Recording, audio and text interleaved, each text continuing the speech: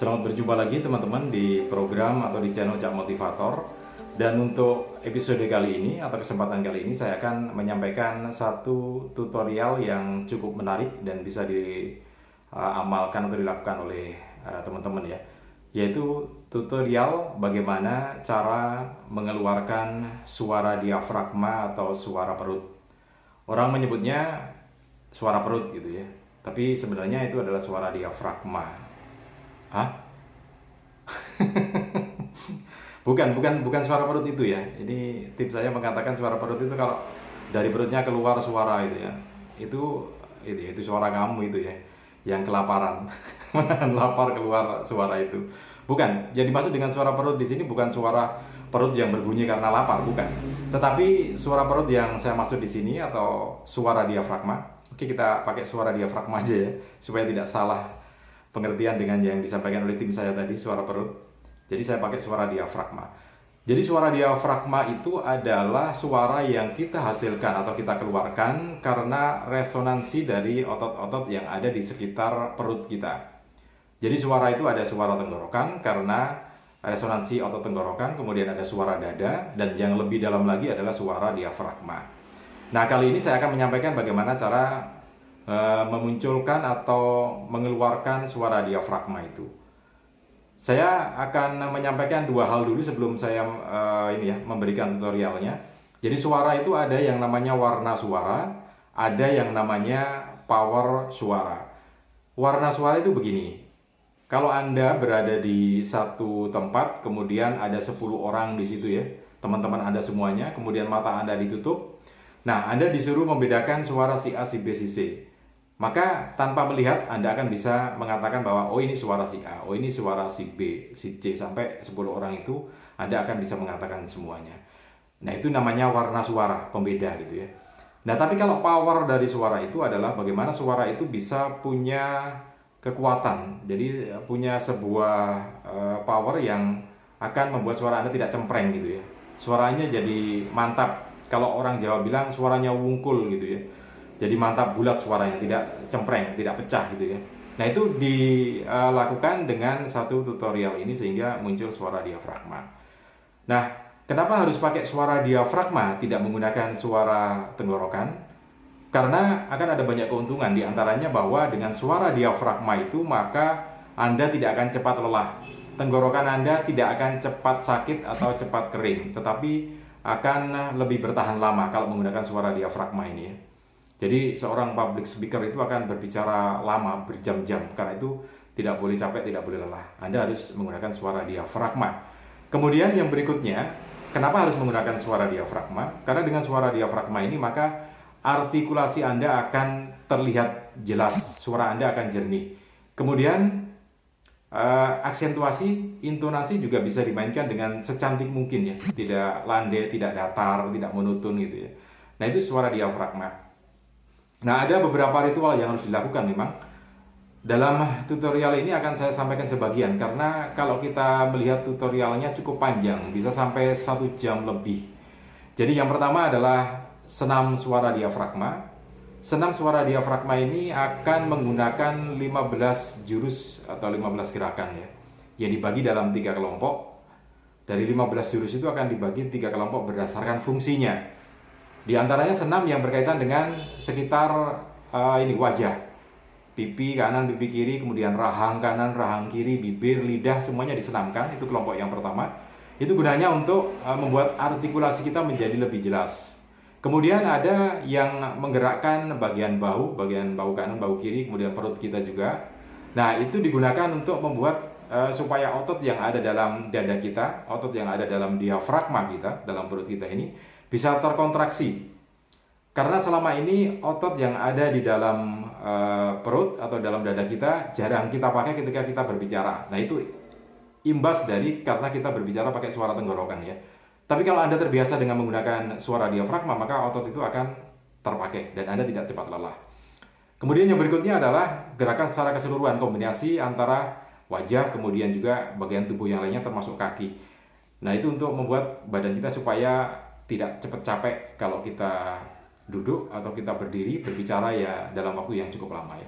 Nah, itu satu ini apa pengetahuan terlebih dahulu sebelum saya lakukan atau saya memberikan tutorialnya.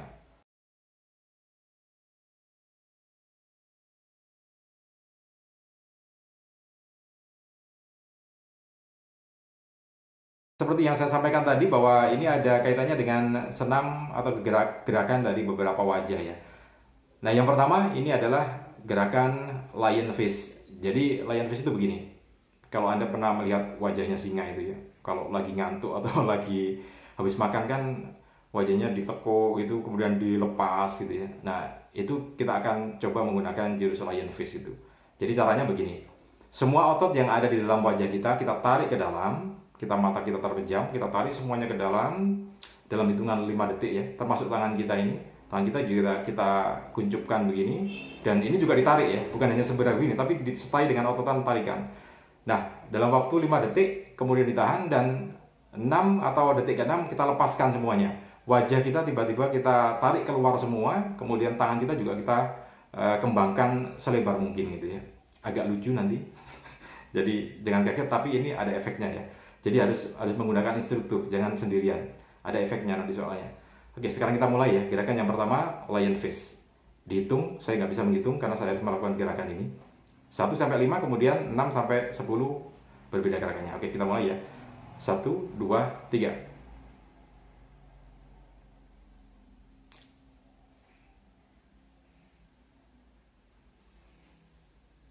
Oke, itu gerakan pertama. Sudah terasa. Jadi Anda jangan melakukan sendirian, harus ada instrukturnya. Apalagi ini bulan puasa.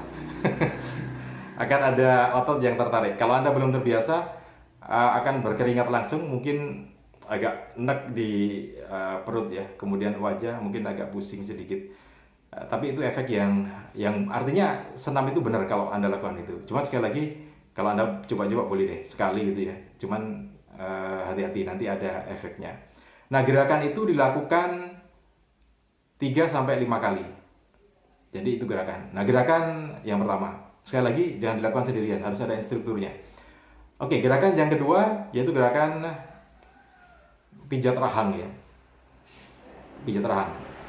Begini, kalau yang tadi yang pertama itu gunanya untuk membuat otot kita ini jadi lemas. Jadi kita berbicaranya enak karena otot ini jadi lemas. Yang ada di kanan kiri di pipi ini lemas ya. Oke, kemudian gerakan yang kedua adalah pijat rahang. Jadi untuk membuat rahang kita lebih lentur lagi, kita bisa mengucapkan lebih leluasa dan lebih lancar ya. Jadi gerakannya begini, ini tangan kanan, tangan kiri ya. Kita tempelkan di rahang. Rahang itu sambungan atas, sambungan bawah ini, ada sambungannya. Nah, kemudian kita gerakkan dengan dipijat ke belakang gini. Rahangnya digerakkan ke kanan kiri yang bawah, kemudian sambil dipijat. Gerakannya ke belakang, tetapi ini maju ke depan. Sampai di sini. Jadi gini.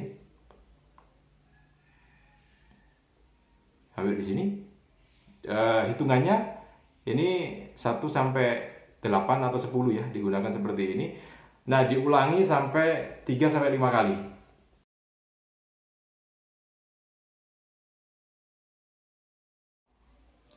Gerakan yang ketiga adalah gerakan melipat lidah ke atas. Nah, caranya ujung lidah ditaruh di rahang atau di rongga mulut bagian atas ya, kemudian ujung lidahnya didorong. Nah, dilakukan seperti itu. Jadi ujung lidahnya taruh di atas seperti ini. Kalau ini rongga mulutnya ya, ini ditaruh ke atas ini, kemudian didorong ke depan. Nah, didorong ke depan dalam hitungan 1 sampai 10. Jadi akan terasa betul nanti ototnya tertarik ya.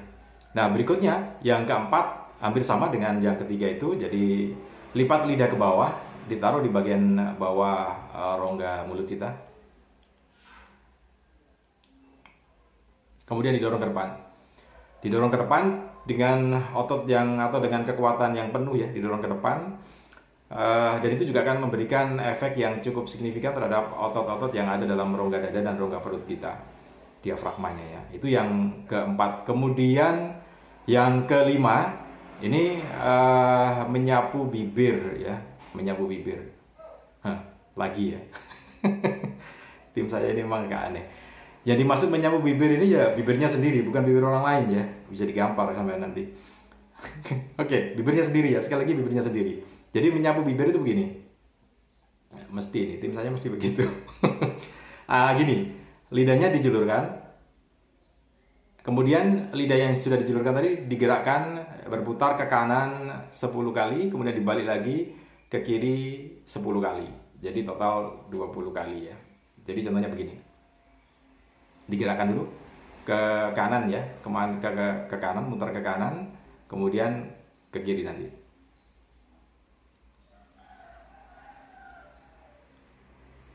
Setelah itu, setelah 10 dibalik lagi ke kiri. Dengan lidah yang dijulurkan keluar sejauh mungkin gitu ya. Berbeda-beda ya, tiap orang juluran lidahnya berbeda-beda. Nah, itu dilakukan seperti itu. Nah, ini harus dilakukan dengan instruktur ya, tidak bisa sendiri karena nanti akan ada efek-efek yang itu yang akan bisa dilihat oleh instruktur untuk berhenti atau tidak gitu ya.